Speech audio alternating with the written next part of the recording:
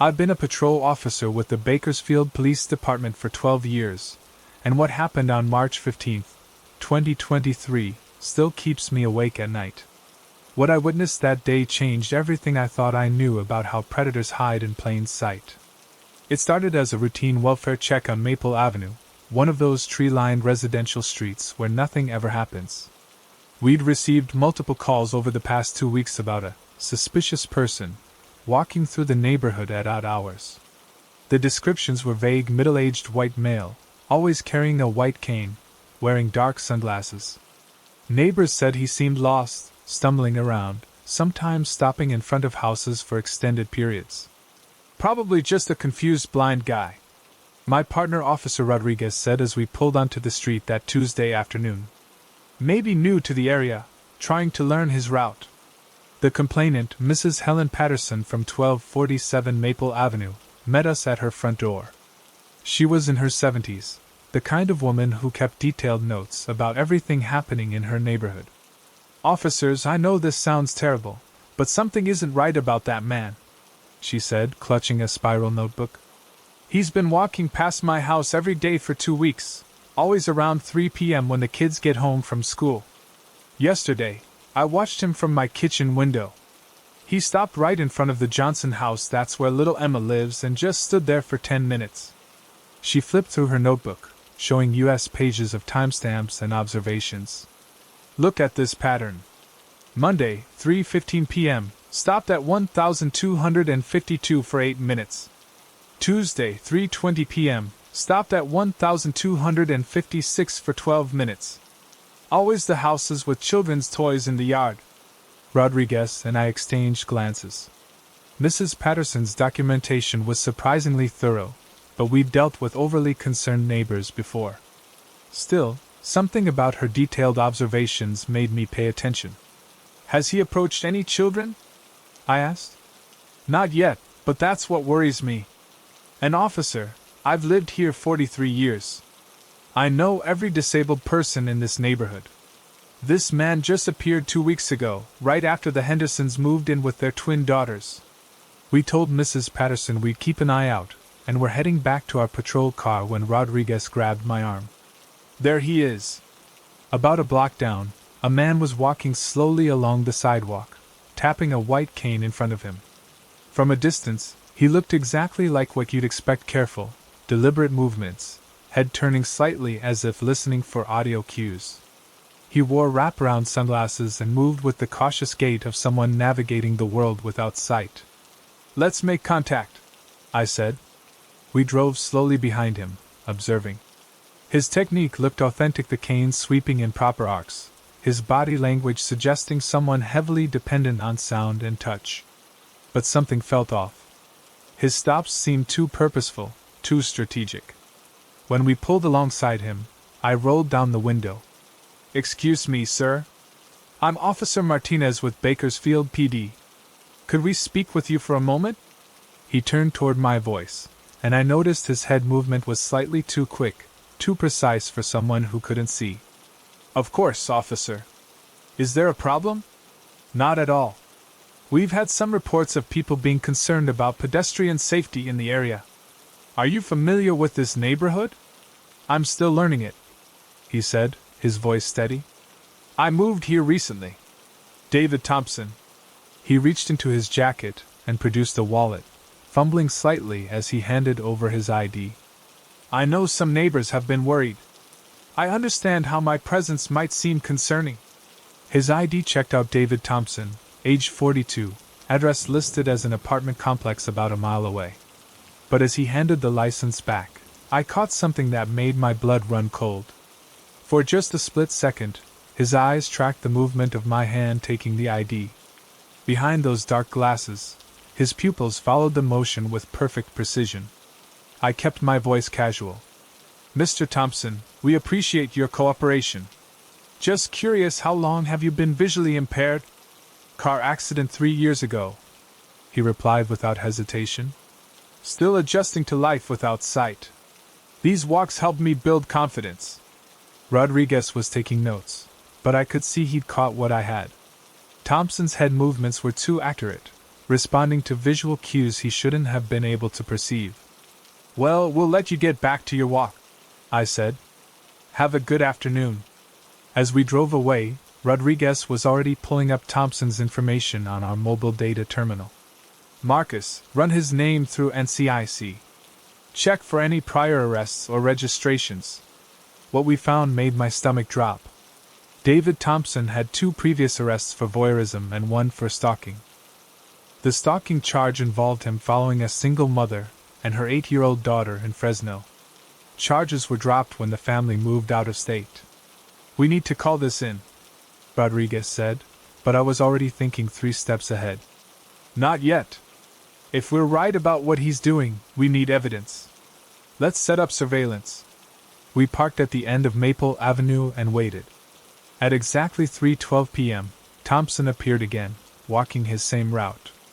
But this time, we were watching for different things. Through binoculars, I observed him approach 1252 Maple Avenue, the Johnson house Mrs. Patterson had mentioned. A school bus had just dropped off children, and I could see a young girl, maybe 7 years old, playing in the front yard. Thompson stopped at the edge of the property. His head turned toward the house with perfect precision, tracking the child's movement as she ran from the swing set to the front door. For someone who was supposedly blind, his attention was remarkably focused. Then I saw him do something that confirmed our worst fears. He reached into his jacket pocket and appeared to activate something likely a phone camera. His body positioning changed subtly, angling toward the yard where the child was playing. "Call for backup," I told Rodriguez.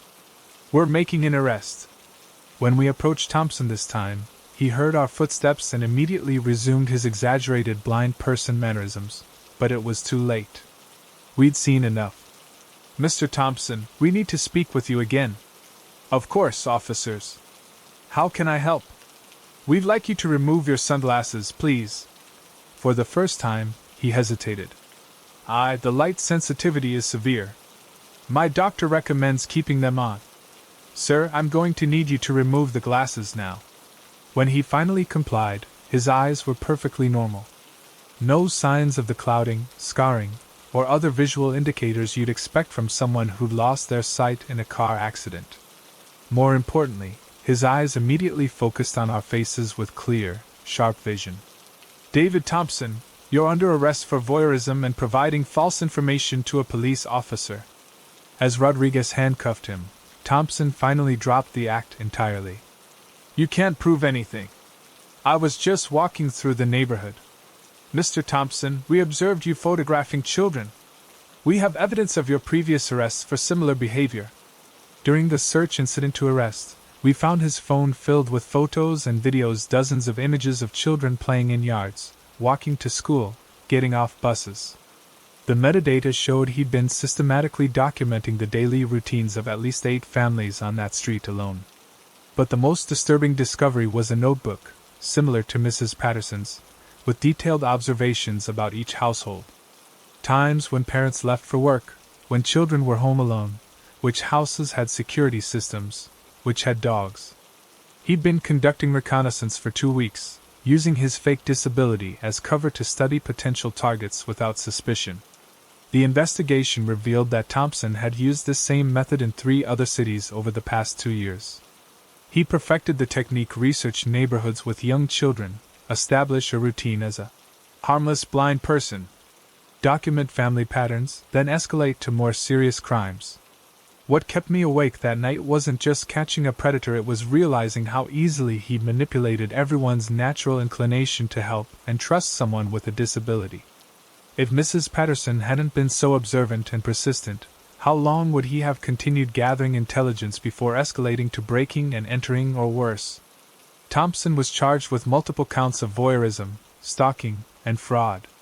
During plea negotiations, he admitted to similar operations in 4 other California cities. He's currently serving a 6-year sentence, but the families on Maple Avenue still install extra security systems and keep their children closer to home. The case taught me that predators don't always fit our expectations. Sometimes the most dangerous people are those who seem the most vulnerable, who trigger our protective instincts instead of our suspicious ones. Here's what haunts me though. 3 days after Thompson's arrest, I got a call from a detective in Modesto. They'd had reports of a suspicious person in a residential neighborhood. Middle-aged male, using a wheelchair, claiming to be a veteran collecting donations. Always seemed to know exactly which houses had children, despite supposedly being there randomly. What's the strangest behavior you've noticed from someone in your neighborhood? Have you ever felt like someone was watching your daily routine, learning your family's patterns? Sometimes the people who seem the most harmless are the ones we should be watching most carefully. I've been a detective with the Richmond Police Department for 8 years, and what I discovered on July 27, 2023, beneath Sarah Chen's house on Oak Street still makes me question how well we really know our neighbors. The call came in at 2:47 p.m., a welfare check request from Chen's sister in Portland. Sarah hadn't answered her phone in 4 days, missed 2 important work meetings, and her car was still in the driveway. She never goes anywhere without telling someone, her sister insisted. When Officer Williams and I arrived at 1834 Oak Street, the house looked normal. Small single-story ranch, well-maintained yard, newspapers piling up on the porch. We knocked, called out, checked windows. No response. The sister had given us permission to do a wellness check, so we contacted the landlord for entry. Mrs. Janet Rodriguez, who'd owned the property for 15 years, met us with keys. Sarah's been a perfect tenant for 3 years, she told us. Quiet, pays rent early, never any complaints. But now that I think about it, she did ask some strange questions about the basement last month. What kind of questions? Whether the previous tenant had done any renovations down there. Whether I'd noticed any unusual electrical usage. I thought she was just being thorough. Inside, the house was spotless but lived in. Coffee mug on the kitchen counter, bed unmade, work clothes laid out. Sarah's purse and keys were on the entry table. Her phone was plugged in by her bed, fully charged but turned off. Looks like she left in a hurry, Williams observed. We were conducting a systematic search when I heard a faint sound from below. Not quite voices, but some kind of movement or activity coming from the basement. Mrs. Rodriguez, you said Chen asked about basement renovations? Yes, but I told her nothing had been done down there in years. Just storage space, concrete floor, exposed ceiling joists. The basement door was locked from the inside, which struck me as odd for a storage area. I called down the stairs. Police! Is anyone down there? Silence. Williams and I descended with flashlights. The basement appeared normal at first, typical unfinished storage space with concrete walls and floor. Boxes, seasonal decorations, old furniture. But something felt wrong about the proportions. Marcus, look at this, Williams said, examining the far wall. These concrete blocks look newer than the rest. He was right. About 8 feet of the back wall showed concrete blocks that were cleaner, slightly different in color from the surrounding foundation. The mortar looked fresh, maybe a few months old. I knocked on the wall. Instead of the solid thud you'd expect from a foundation wall, it sounded hollow. We need to call this in, I said, but Williams was already moving toward what looked like a utility panel on the side wall. Detective, this electrical setup doesn't make sense. Why would storage space need this much wiring? The panel showed circuits labeled for areas that shouldn't exist. Room 1, Room 2, ventilation, water. This wasn't standard residential electrical work. That's when we heard it again, definitely voices now, coming from behind the newer section of wall. Muffled but clearly human conversation. I radioed for backup and emergency response while Williams examined the wall more closely. Behind a stack of boxes, he found what we'd missed initially, a section of the concrete blocks that had been carefully constructed as a hidden door, complete with hinges and a concealed handle. Police! Open this door immediately! The voices stopped. We could hear movement, shuffling, but no response to our commands. We're coming in, I announced, and Williams pulled the hidden door open. What we found beyond that false wall changed everything. A narrow hallway led to a series of small rooms, 3 spaces about 8 by 10 feet each, with basic furnishing. Sleeping bags, folding chairs, a table with food supplies, battery-powered lights, a chemical toilet, ventilation fans that explained the electrical circuits we'd seen. But it was the fourth room that made my blood run cold. Dozens of photographs covered the walls, surveillance photos of people in the neighborhood. Images taken through windows, people leaving for work, children walking to school, families in their yards. Times and dates written on each photo. Maps of the surrounding streets with houses marked and coded. And in the center of it all, a planning board with detailed schedules. Work patterns, school times, when houses were empty, when people were vulnerable. Jesus Christ, Williams whispered.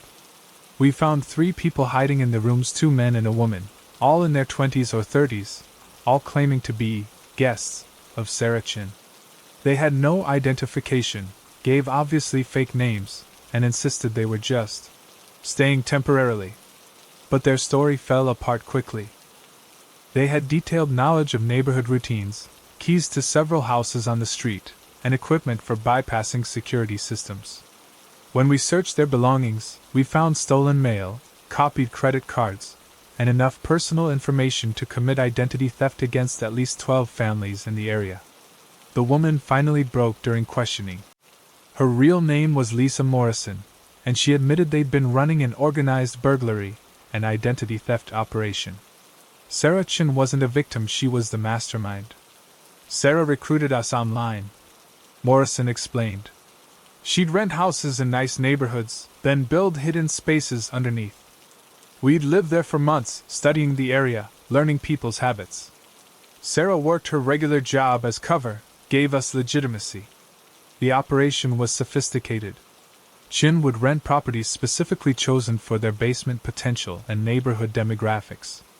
She'd gradually renovate the underground space, always with believable cover stories about storage or home improvement. The crew would move in through the hidden entrance, conducting surveillance and planning crimes while Chin maintained her facade as a normal tenant. They'd been operating for over a year. The crew would break into houses when families were away, steal specific items that wouldn't be immediately missed, copy financial documents, and gather information for larger identity theft schemes. Chen's day job at a local bank gave her access to credit information that helped them target the most profitable victims. "Where is Sarah Chin?" I demanded. Morrison looked genuinely confused. "She left 4 days ago, said she had to handle something urgent. We thought she was coming back." We found Chen's trail quickly once we knew what we were looking for. She'd withdrawn her entire savings account the day she disappeared, purchased a bus ticket to Denver under a false name, and abandoned the operation entirely. The investigation revealed this wasn't Chen's first time. She'd run similar operations in 3 other cities over 5 years, always moving on when things got too risky. The Bakersfield Police Department connected her to our case. They'd been investigating a series of burglaries with an eerily similar MO. Chin had perfected the system, established herself as a reliable tenant, build an undetectable base of operations, recruit crew members through criminal networks, run the operation until the heat got too high, then disappear and start over somewhere else. We caught her 2 weeks later in Colorado, trying to rent a house with a basement in a family-friendly neighborhood. She's awaiting trial on multiple charges of organized crime, burglary, identity theft, and fraud. The 3 crew members pled guilty in exchange for testimony against Chin. They're serving reduced sentences but provided crucial information about similar operations in other states. Mrs. Rodriguez had the basement space completely demolished and filled with concrete. She's installed security cameras and now personally inspects any renovation requests from tenants. But here's what connects to our previous case. Chin had been in contact with David Thompson, the fake blind stalker. We found communications between them discussing neighborhood assessment techniques and sharing information about vulnerable targets. What I realized investigating this case is that these aren't isolated incidents. There are organized networks of people who specialize in exploiting our trust and familiarity. They study us, learn our weaknesses, and use our own neighborhoods against us. Have you ever wondered what your neighbors are really doing in their basements or garages? Do you know who's actually living in the houses around you? Sometimes the biggest threats aren't strangers passing through, they're the people who've been quietly watching and planning right under our feet. I've been a registered nurse at Memorial Hospital in Willowbrook for 14 years, and what I discovered during my night shifts in October 2023 revealed a conspiracy that connected directly to the criminal networks we've been unknowingly treating. The sound started on October 5th, around 2:30 a.m. I was working the ICU night shift when I heard mechanical noises coming from the basement, rhythmic grinding, like heavy machinery operating. This was odd because the basement housed only storage, old equipment, and building maintenance areas that should have been empty at night. Probably just the HVAC system acting up again, said Dr. Patricia Brooks, the attending physician. But I'd worked enough night shifts to know every sound this building made, and this was different. The noises continued for 3 nights. Always between 2 o'clock and 4 a.m., always that same mechanical grinding sound. On October 8th, I decided to investigate. I told the charge nurse I was checking on supply inventory in the basement storage area.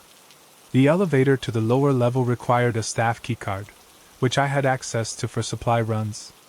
As the doors opened on the basement level, the grinding sound was much louder, definitely mechanical equipment running at full capacity. The basement corridor was dimly lit by emergency lighting. Storage rooms lined both sides, filled with outdated medical equipment, surplus supplies, and maintenance materials. The sound was coming from the far end of the hallway, near the old radiology storage room that hadn't been used since the department upgraded 5 years ago. As I approached, I could see light seeping from under the door of room B47. The mechanical noise was accompanied by voices, at least 3 people having a conversation over the equipment sounds. I pressed my ear to the door and heard something that made no sense. Run another batch through the autoclave. We need these cleaned and repackaged by morning. Autoclaves are sterilization equipment, but why would anyone be sterilizing medical supplies in an abandoned storage room at 3 a.m.? The next night, I brought my phone and recorded the sounds from the hallway. During my break, I reviewed the audio and clearly heard conversations about processing inventory, quality control, and distribution schedules. It sounded like a manufacturing operation. On October 12th, I convinced my colleague Janet Morrison to cover my patients while I conducted a more thorough investigation.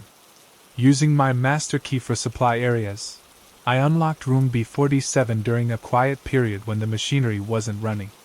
What I found inside that room still gives me nightmares. Industrial-grade sterilization equipment had been installed, autoclaves, packaging machines, and quality control stations. Boxes of medical supplies were stacked everywhere: surgical instruments, syringes, medication vials, and for equipment. But these weren't hospital supplies. The packaging was wrong. Labels showed medical supply companies I'd never heard of, lot numbers that didn't match standard pharmaceutical coding, and expiration dates that seemed randomly assigned. Everything looked legitimate at first glance, but the details were all wrong. Then I found the shipping manifests. Thousands of units of reconditioned medical supplies being distributed to small clinics, nursing homes, and medical practices throughout California. The paperwork showed this operation had been running for over 8 months. The horrifying realization hit me: someone was repackaging used, potentially contaminated medical supplies and selling them as sterile equipment to healthcare facilities serving vulnerable populations. I photographed everything I could and immediately contacted hospital administration. What I learned next connected this operation to everything else we've been experiencing. Hospital Security Chief Robert Martinez pulled surveillance footage from the basement level. The cameras showed 3 people with hospital ID badges accessing room B47 during night shifts. But when we cross-referenced the ID numbers, they belonged to employees who'd been terminated months earlier. Those badges should have been deactivated, Martinez said. Someone in IT or security has been maintaining access for unauthorized personnel. The investigation revealed the scope of the operation. Dr. Kevin Walsh from our IT department had been selling access credentials to criminal organizations. The same networks that had been running burglary and identity theft operations were now infiltrating healthcare systems. Walsh had provided them with hospital access, employee schedules, security protocols, and patient information. The basement operation was just one part of a larger scheme involving medical fraud, insurance scams, and pharmaceutical theft. But the connections went deeper. When police arrested the 3 people running the basement operation, one of them was Lisa Morrison, the same woman from the underground burglary operation who'd supposedly been serving a reduced sentence. She'd been released early and immediately recruited into the medical fraud network. Sarah Chin connected us, Morrison admitted during questioning. She had contacts in healthcare fraud. Said hospitals were easier targets than residential neighborhoods because medical workers are trained to be helpful and trusting. The investigation uncovered a systematic exploitation of healthcare facilities across multiple states. The criminal network had identified hospitals with inadequate security protocols, recruited inside accomplices, and established processing operations that could run for months without detection. They were stealing legitimate medical supplies, mixing them with expired or contaminated materials, repackaging everything with fraudulent documentation, and selling to healthcare providers who served low-income communities. The financial damage was in the millions, but the potential harm to patients was incalculable. Dr. Walsh had been providing them with detailed information about hospital operations, staff schedules, security weaknesses, and patient demographics. He'd identified Memorial Hospital as an ideal location because our basement area was isolated, our night security was minimal, and our staff turnover meant new faces wouldn't be noticed. The operation was discovered just in time. Testing of the repackaged supplies revealed dangerous contamination levels, expired medications that had been relabeled with false dates, and surgical instruments that hadn't been properly sterilized despite packaging that claimed otherwise. Walsh is facing federal charges for healthcare fraud, conspiracy, and endangering public welfare. The 3 basement operators were charged with multiple felonies including fraud, conspiracy, and reckless endangerment. Morrison received an enhanced sentence as a repeat offender. Memorial Hospital completely overhauled security protocols, installed comprehensive surveillance in all areas, and implemented strict accountability measures for employee access credentials. But the damage to trust was significant. How many other healthcare facilities had similar vulnerabilities? The most disturbing aspect was realizing how the criminal networks had evolved. They'd moved from simple burglary and identity theft to infiltrating institutions that people depend on for their health and safety. They were exploiting the trust and dedication of healthcare workers to endanger the most vulnerable patients. What connects this to our previous cases is the systematic nature of these operations. Thompson's stalking provided intelligence for Chen's burglary network, which connected to Walsh's healthcare fraud scheme. These weren't isolated criminals, they were part of an organized network that specialized in identifying and exploiting institutional vulnerabilities. Have you ever wondered about the people who have access to your healthcare information? Do you know who's working in your local hospital during overnight hours when security is minimal? Sometimes the greatest threats to our safety come from people who've infiltrated the very institutions we trust most. But what we discovered about this network's ultimate goal would only become clear when we investigated their connections to identity theft operations targeting law enforcement personnel themselves. I'd been an internal affairs detective with the Riverside Police Department for 9 years, and what I uncovered in November 2023 about corruption within our own ranks revealed how deep these criminal networks had penetrated law enforcement itself. The investigation started with a seemingly minor incident. Officer Jennifer Hayes from Patrol Division reported that her personal information had been compromised. Someone had accessed her credit reports, opened accounts in her name, and knew details about her work schedule that should have been confidential. "Detective Campbell, this isn't random identity theft," Hayes told me during our initial interview on November 12th. "Whoever did this knew I was working overtime shifts, knew my partner's schedule, even knew about my pending transfer to Detective Division. That's internal information." Within a week, 2 more officers reported similar incidents. Detective Mark Stevens found evidence that someone had been monitoring his undercover assignments.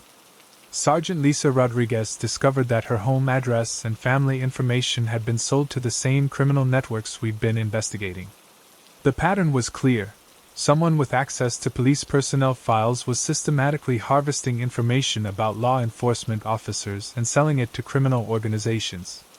I initiated a covert investigation, working with only Captain Susan Morrison and IT security specialist Thomas Chin, no relation to Sarah Chin from the basement operation, but the coincidence made us extra cautious about operational security. "We need to assume the leak is someone with broad access," I told Captain Morrison. "Personnel files, scheduling systems, case assignments, maybe even investigative reports."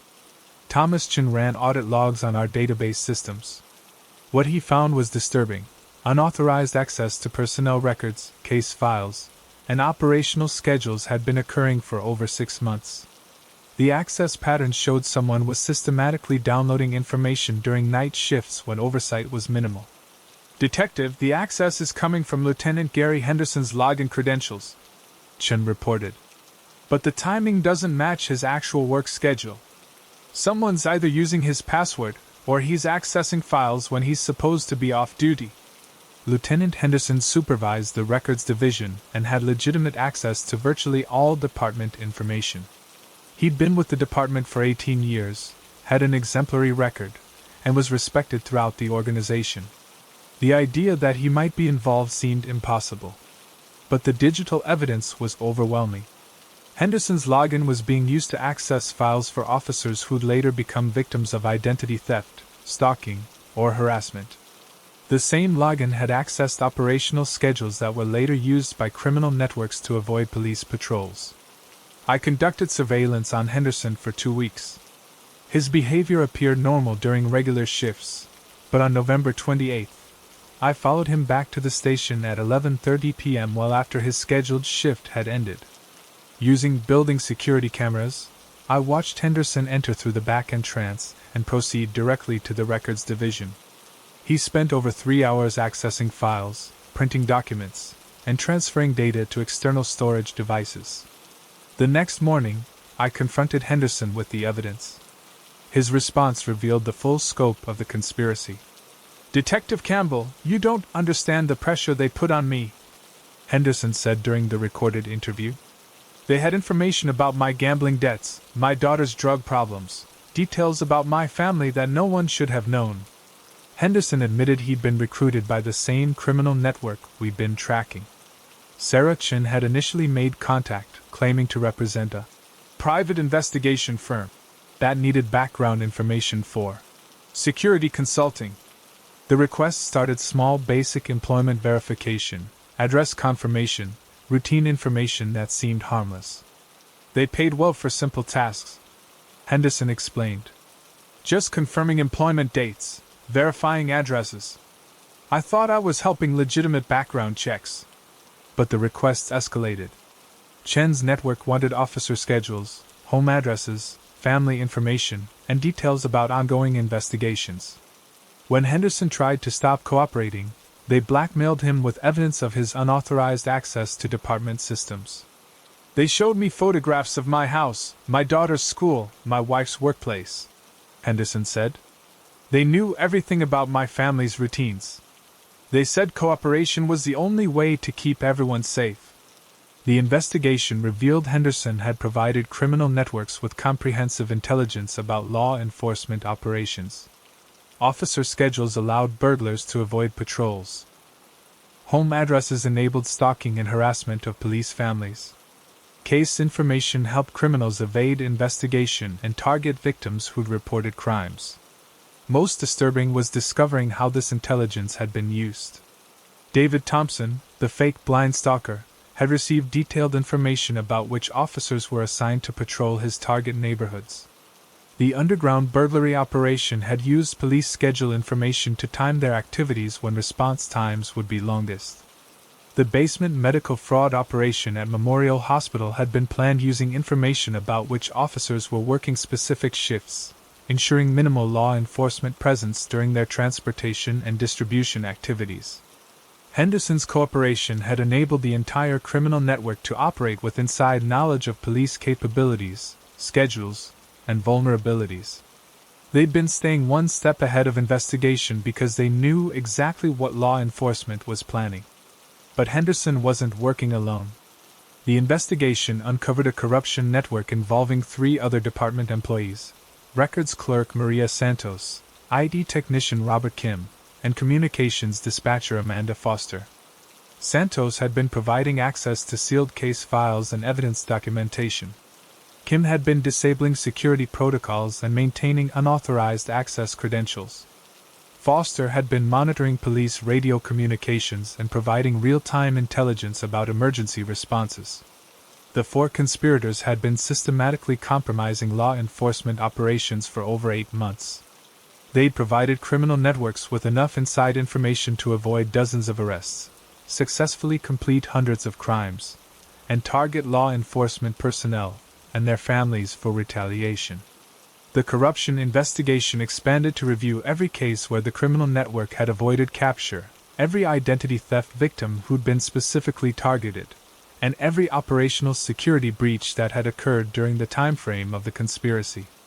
Henderson, Santos, Kim, and Foster were all arrested on federal charges including conspiracy, bribery, obstruction of justice, and violation of public trust.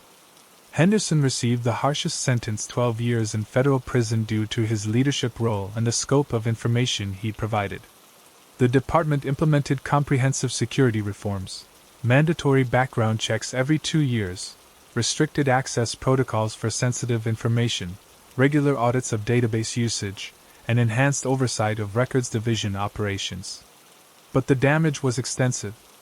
17 active investigations had been compromised. 23 officers and their families required relocation due to security threats. The criminal network had used police intelligence to successfully evade capture in over 40 felony cases. What made this case particularly devastating was realizing how criminal organizations had evolved to specifically target law enforcement vulnerabilities. They'd moved beyond simple crimes to systematic corruption of the institutions designed to stop them. The connections between all these cases became clear. Thompson's stalking operation had provided neighborhood intelligence, Chen's burglary network had generated funding, the hospital fraud operation had created distribution channels, and Henderson's corruption had provided law enforcement intelligence. It was a coordinated criminal enterprise with multiple revenue streams and comprehensive operational security. Have you ever wondered who has access to your personal information when you report crimes or have contact with law enforcement? Do you trust that police databases are secure from internal threats? Sometimes the people sworn to protect us are the ones who pose the greatest danger to our safety and privacy. What we learned from Henderson's cooperation would help us identify the final piece of this criminal network, but it would require confronting a threat that went beyond anything we'd imagined possible. I've been a detective with the Stockton Police Department for 16 years, and what I discovered in February 2024 during our investigation of an abandoned property in the Cedar Falls suburbs brought together every thread of the criminal network we've been tracking and revealed their ultimate, most horrifying operation. The call came in on February 14th from a concerned neighbor on Willow Court, one of those quiet suburban streets where houses sit on large lots with plenty of privacy between properties. Margaret Foster, no relation to the corrupt dispatcher from our previous case, had noticed unusual activity at 2847 Willow Court, a house that had been vacant for over a year. "Detective Williams, I know that house has been empty since the Hendersons moved out," Foster told me during our phone interview. "But I've been seeing lights at night, vehicles coming and going, and I swear I heard voices coming from the backyard area." The property records showed the house had been in foreclosure proceedings for 18 months. The bank had taken possession but hadn't yet put it on the market. It should have been completely vacant. My partner, Detective Karen Rodriguez, and I drove by the property that afternoon. From the street, it looked appropriately abandoned, overgrown landscaping, newspapers piling up, general signs of neglect. But something felt wrong about the positioning of the house. The layout provided too much privacy, too much isolation from neighboring homes. "This is exactly the kind of property these networks have been using," Rodriguez observed.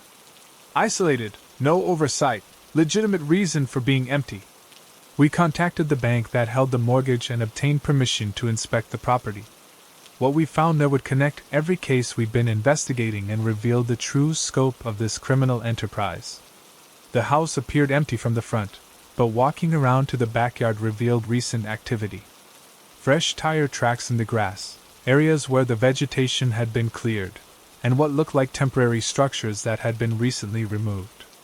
Inside the house, most rooms were vacant as expected. But the basement told a different story. Someone had installed electrical equipment, security cameras, and soundproofing materials.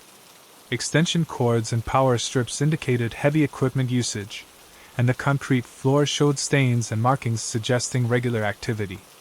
"Detective, look at this," Rodriguez called from a back bedroom. She'd found something that made my blood run cold. Detailed surveillance equipment pointed toward the neighboring houses, with clear views into windows and yards of at least 4 family homes. But the real discovery was in the garage. Behind a false wall similar to what we'd seen in previous cases, we found a command center that revealed the full scope of the criminal network's operations. Maps covered the walls showing neighborhoods throughout Central California. Red pins marked completed operations, blue pins showed active surveillance targets, and green pins indicated future prospects. The level of organization was staggering. This wasn't random criminal activity, it was a coordinated campaign. File cabinets contained detailed dossiers on hundreds of families, law enforcement officers, healthcare workers, and community leaders. Each file included photographs, schedule information, financial data, family relationships, and vulnerability assessments. "Jesus Christ," Rodriguez whispered, pulling out a thick folder labeled "Law Enforcement Targets." Inside were detailed profiles of officers from multiple departments, including several we recognized from our previous investigations. The computer systems contained operational plans that revealed the true nature of what we'd been dealing with. This wasn't just burglary, identity theft, or healthcare fraud. It was a comprehensive criminal enterprise designed to systematically exploit and control entire communities. The network had been conducting social engineering operations using gathered intelligence to manipulate, blackmail, and corrupt key individuals in law enforcement, healthcare, education, and local government. Their goal was to establish criminal control over community institutions. David Thompson's stalking operation hadn't just been about voyeurism, it was intelligence gathering for selecting families to target for long-term exploitation. The Chin burglary network had been designed to gather compromising information for blackmail operations. The hospital fraud scheme had been about inserting criminal operatives into healthcare systems to access patient information and pharmaceutical supplies. The police corruption we'd uncovered was just one part of a larger plan to neutralize law enforcement response to their operations. They'd been systematically identifying and recruiting corrupt employees throughout multiple institutions. But the most disturbing discovery was in the basement, evidence of what they called hunting operations. Files showed they'd been conducting systematic harassment campaigns against specific individuals, people who'd reported crimes, witnessed criminal activity, or posed potential threats to their operations. They'd been using all their gathered intelligence to make these people's lives miserable until they either moved away or stopped cooperating with law enforcement. The harassment wasn't random. It was carefully planned psychological warfare designed to silence potential witnesses and drive away anyone who might interfere with their criminal activities. We found evidence of at least 37 hunting operations conducted over the past 2 years. Families who'd been subjected to repeated break-ins, identity theft, stalking, and intimidation until they relocated. Business owners who'd reported suspicious activity and later faced false accusations, regulatory harassment, and financial sabotage. Rodriguez discovered the most horrifying file, a list of law enforcement officers and their families marked for neutralization through systematic harassment, corruption, or elimination. My name was on that list. The investigation revealed that our internal affairs work had made us targets. The network had been planning to compromise or eliminate detectives who were getting too close to their operations. They'd already begun surveillance of my family, gathered intelligence about my home security, and identified vulnerabilities in my personal life. but we'd found their command center just in time. Emergency response teams raided connected properties throughout the region, arresting over 20 individuals involved in various aspects of the criminal network. The bus revealed the true scope of the operation, a multi-state criminal enterprise that had been systematically infiltrating and corrupting community institutions for over 3 years. They generated millions in revenue through burglary, fraud, identity theft, and extortion while neutralizing law enforcement response through corruption and intimidation. Federal agents found connections to similar operations in Nevada, Arizona, and Oregon. The network had been expanding across the western United States, establishing criminal control over small to medium-sized communities by corrupting their institutions and silencing opposition. The leaders of the organization are facing federal racketeering charges, conspiracy, and organized crime prosecutions. The sentences range from 15 to 30 years in federal prison. But the impact on affected communities will last much longer. Trust in institutions has been damaged, families have been traumatized, and the psychological effects of being systematically hunted and harassed will affect victims for years to come. What this case taught me is that modern criminal organizations operate more like terrorist networks than traditional crime syndicates. They don't just commit crimes, they systematically undermine the social fabric that holds communities together. The abandoned house on Willow Court has been demolished. The city decided that the property had been too thoroughly compromised to ever be safely occupied again. Have you ever felt like someone was systematically targeting you, your family, or your community? Do you trust that the institutions designed to protect us are actually secure from infiltration and corruption? Sometimes the greatest threats aren't individual criminals, but organized networks that specialize in turning our own communities against us. What we learn from breaking up this network is that the price of safety is constant vigilance, not just against individual criminals, but against organized efforts to corrupt and control the institutions we depend on for security, health, and justice. The hunt is over, but the work of rebuilding trust and securing our communities continues every day. Thanks so much for watching. I can't express enough how much your support means. The likes, the comments, it all really helps the channel grow. If you enjoyed the video, make sure to hit that like button and share your thoughts in the comments below. I always take the time to read them. And don't forget to subscribe so you never miss out on any new videos. See you next time.